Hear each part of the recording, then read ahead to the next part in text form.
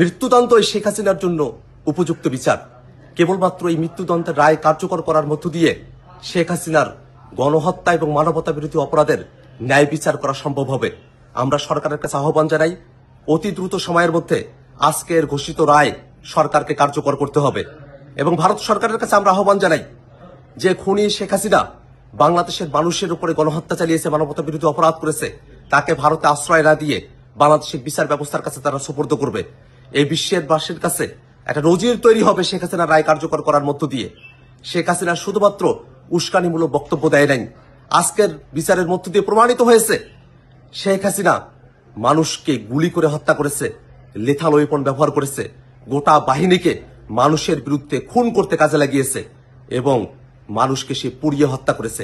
এমন নৃশংস একজন খুনি যার এত এত অপরাধ, সে অপরাধের খুব অল্প কিছু অভিযোগেই আজকে শাস্তির ঘোষণা এসেছে।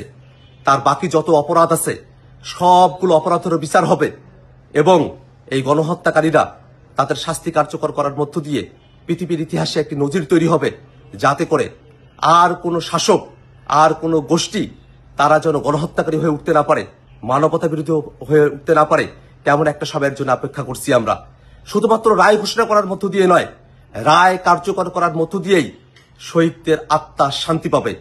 আমরা অপেক্ষা করছি, সরকারের কাছে আহ্বান রাখছি, অতি দ্রুত সময়ের মধ্যে শেখ হাসিনার এই মৃত্যুদণ্ডের রায় সরকার কার্যকর করবে।